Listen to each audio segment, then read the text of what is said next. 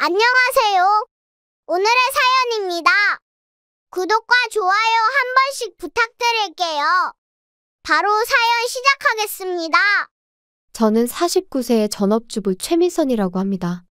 남편은 저와 동갑내기 회사원이에요.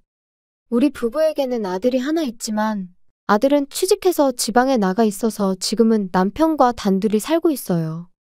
이 집에서 살기 시작한 것은 약 2년 전입니다. 시아버지의 지병이 악화하여 남편이 최대한 간병을 하고 싶다고 해서 시댁 근처 아파트로 이사를 했어요. 하지만 시아버지는 그로부터 1년 뒤에 돌아가셨어요. 그렇다고 해서 이사를 할 이유가 없었기 때문에 지금도 계속 이곳에 살고 있어요.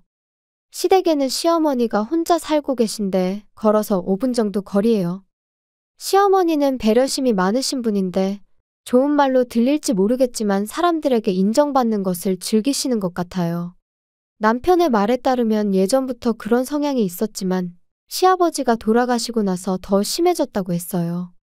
시어머니는 매우 의존적이고 아들인 남편을 사랑하고 사실은 같이 살기를 원하고 있어요. 제가 방해되지만 아들이 싫어할까봐 제 앞에선 말하지 않아요. 이제껏 가장 놀랐던 것은 시어머니가 손수 뜨개질한 목도리를 가져온 것이에요. 하트가 크게 그려져 있었고 남편의 이름이 자수로 새겨져 있었어요. 게다가 남편에게 일도 안 하면서 집안일도 소홀히 하는 배려심 없는 며느리는 버리고 엄마랑 함께 살자. 라고도 말한 적이 있다네요. 하지만 남편은 시어머니의 간섭이 싫고 자꾸 고맙다고 말하는 걸 강요하고 남편이 시어머니에게 필요 이상으로 참견하지 말라고 역정을 낸 후 상황이 조금 나아지긴 했어요. 아마도 아들한테 미움받긴 싫으셨던 것 같아요. 시어머니는 그뿐만 아니라 저한테도 귀찮은 존재예요. 얼마 전에는 친구의 친구가 준 건데 이거 다 가져. 라며 채소를 한 무더기 가져다 주셨어요. 자세히 보니 다 썩어서 먹을 수 없는 것들이었어요. 부드럽게 거절하려고 해도 내 얼굴에 먹칠하는 거야? 친구의 친구가 신경 써서 준 건데. 이런 식으로 말하세요. 친구의 친구이고 시어머니의 친구가 아니라면 그렇게 얼굴에 먹칠할 일은 아닌 것 같은데 그렇지 않은 모양이에요. 또 이거 나중에 저녁 먹을 때 먹어. 갑자기 찌개인지 국인지 잘 모르겠는 음식을 가져와서 한번 국물만 살짝 맛봤는데 무진장 맛없었어요.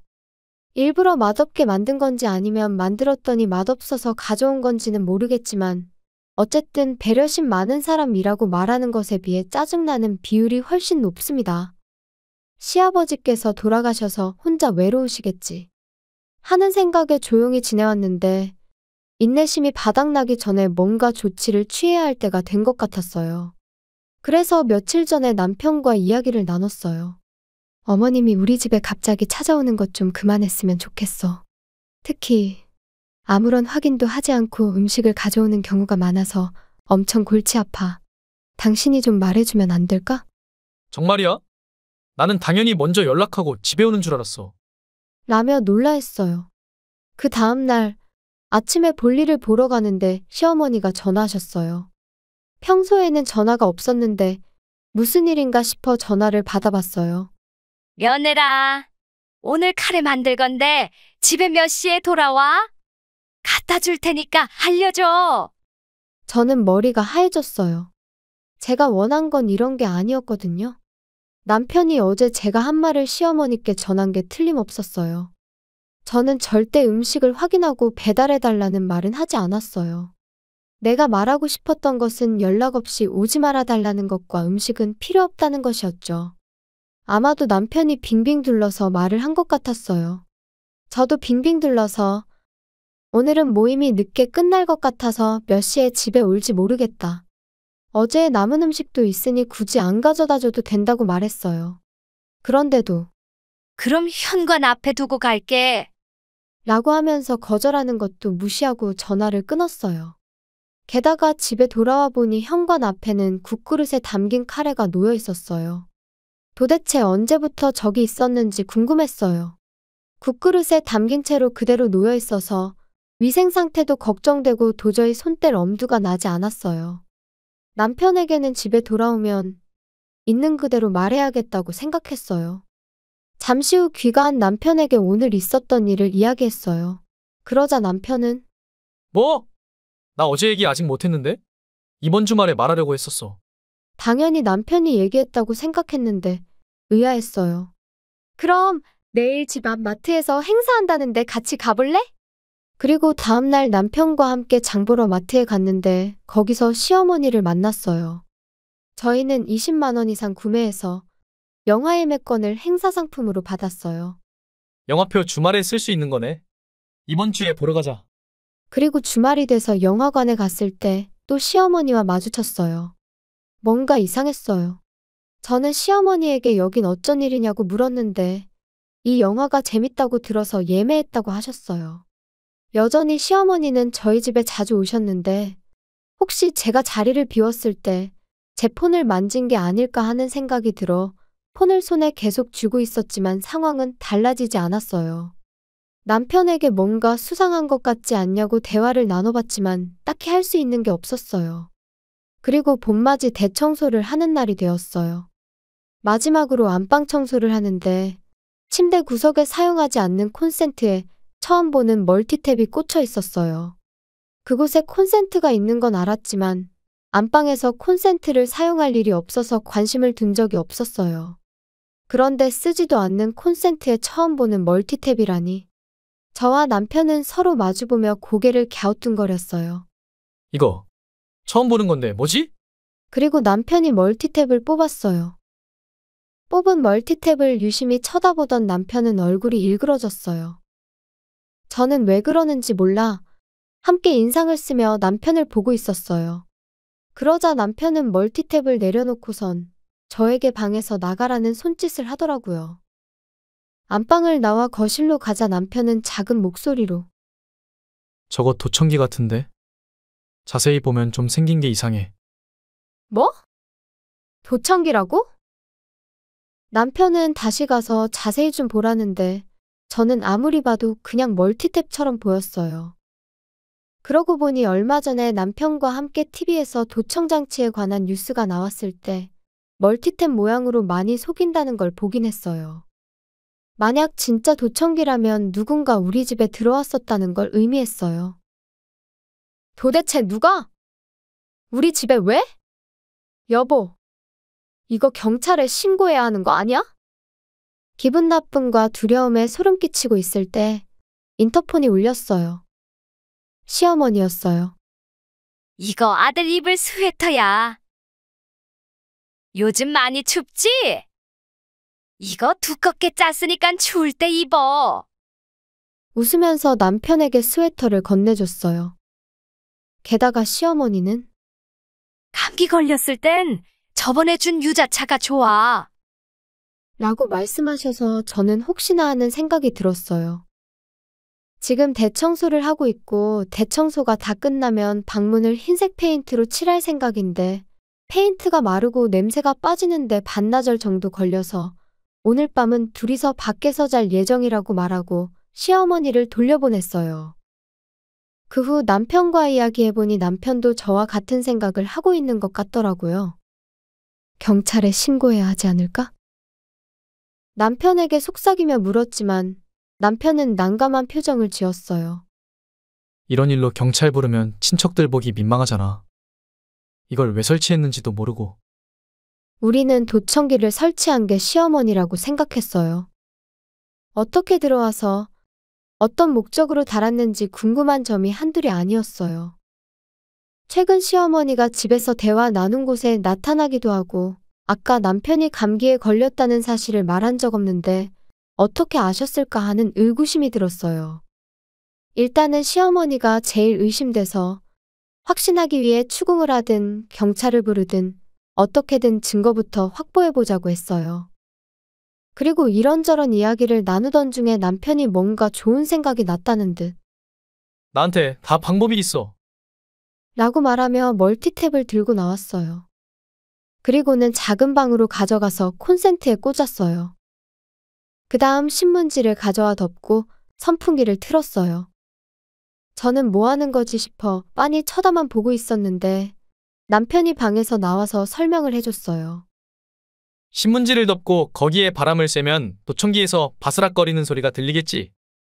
그러면 분명 고장났다고 생각할 거야. 그럼 회수해 가거나 다른 걸로 바꾸던가. 아무튼 다시 와야 할 거야. 그러니까 우리는 며칠 동안 가만히 기다리다가 누군가가 나타나면 그 사람이 범인인 거지. 만약 엄마가 정말 범인이라면 무슨 핑계로든 집에 들어와서 우리가 안 볼 때 안방에 들어가려고 할 거야. 그러면 그때 현장을 잡으면 되는 거고. 남편의 계획대로 며칠 지켜보려고 했어요. 하지만 그날 밤에 바로 사건이 발생했어요. 좀 전에 시어머니한테 밖에서 잘 거라고 말했었는데 이런 일이 벌어졌으니 페인트 칠을 일단 중지하고 집에 머물기로 했어요. 그런데 자정이 되자 현관문이 열리는 소리가 들렸어요. 저와 남편은 깜짝 놀라서 서로를 바라봤어요. 그리고 안방문이 열렸어요. 저는 그 순간에 전등을 켰어요.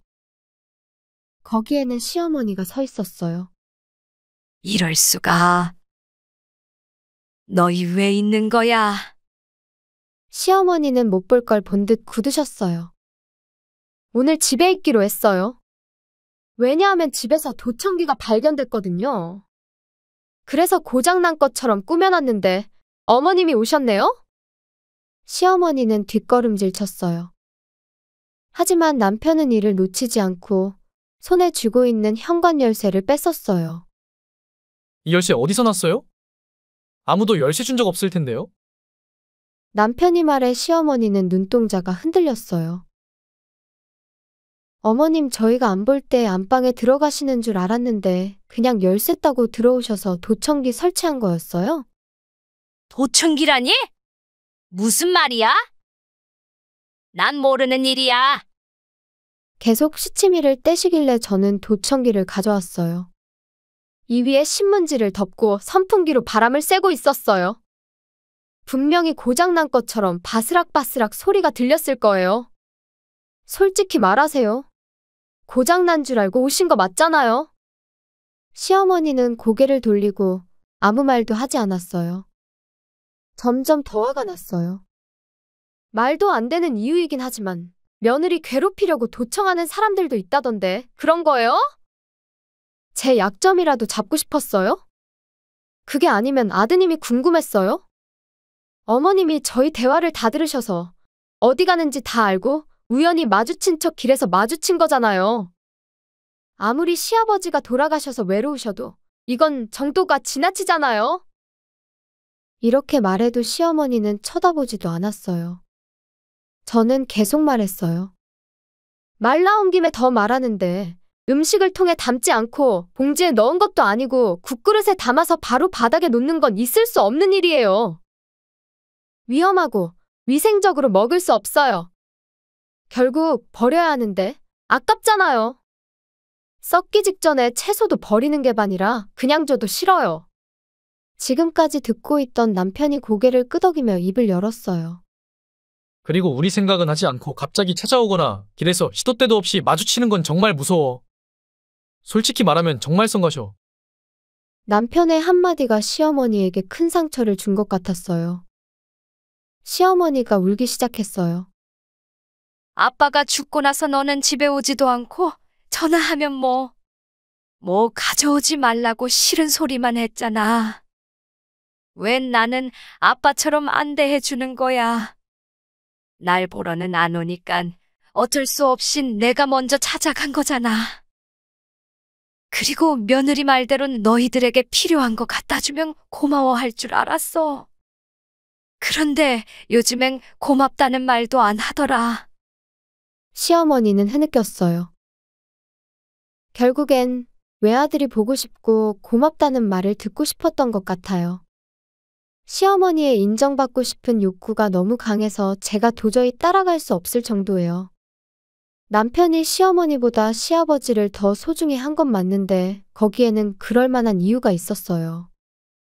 그런데 시어머니는 그걸 잊어버린 것 같기도 하고 그냥 눈물로 호소해서 아무 일도 없었던 것처럼 하려는 것 같아 제가 화를 내며 말했어요. 어머님! 아버님 돈으로 놀기만 하신 어머님보다 일도 하고 집안일도 하시면서 남편을 지극정성으로 키우신 아버님을 남편이 당연히 더 고마워하지 않겠어요? 사실 시어머니는 예전부터 항상 놀러 다니는 걸 좋아해서 남편이 어렸을 때도 집에 없는 경우가 많았다고 했어요. 시아버지는 그래도 어머니라는 존재가 필요하다고 생각해서 이혼하지 않고 계속 사신 것 같다고 했어요. 그래서 남편은 고마운 사람은 시아버지라고 분명히 말했어요. 시아버지가 알고 계셨는지는 모르겠지만 남편의 말에 따르면 시어머니는 바람을 피우기도 했다고 했고요. 나이가 들면서 시아버지가 돌아가시고 쓸 수 있는 돈도 줄어들고 그동안 놀아주던 남자들도 하나둘 떠나가니 이제야 남편에게 관심을 갖기 시작한 것 같다는 남편의 말은 사실인 것 같았어요. 엄마에게 감사하려고 해도 사실 아빠가 돌아가셨을 때 이사 가려고 했는데 집사람이 엄마가 나이도 있고 걱정되니까 가끔이라도 안부라도 물어봐주면 좋겠다고 해서 이사 안 가고 있는 거야. 그러니까 고마워해야 하는 건 엄마 아니야? 그러자 시어머니는 다시 울음을 터뜨리며 외로웠다고 말했어요. 외롭다고 무단 침입하고 도청기를 설치하거나 범죄를 저질러도 되는 거예요? 친척들에게 수치스러운 일인 건 알지만 이건 경찰에 신고해야 할 것 같아. 진심으로 사과도 안 하고 말이야. 남편의 말이 끝나자마자 울먹이던 시어머니는 울음을 멈췄어요. 아니야. 절대 그런 뜻이 아니었어. 내가 미안해. 전부 다 사과할게. 그러니 경찰 부르거나 과민 반응하지 마. 저는 어이가 없어서 웃음이 나왔어요. 그럼 무슨 의도였어요? 복제키 만든 것도 이상하고 도청장치를 설치할 생각은 왜 한 거예요? 진짜 소름 끼치네요. 2번 다시는 우리 인생에 끼지 마세요. 남편이 시어머니를 질질 끌어 현관 밖으로 내동댕이 쳤어요. 경찰에 신고당하기 싫으면 절대로 나타나지 마세요. 그런 다음 우리는 이야기를 나누고 이사하기로 결정했어요. 물론 시어머니에게는 어디로 가는지 이사 간다는 사실조차도 말하지 않았어요. 사실 얼마 전에 승진 조건으로 남편에게 다른 지역으로 발령 제의가 왔었는데 이참에 그러기로 했어요.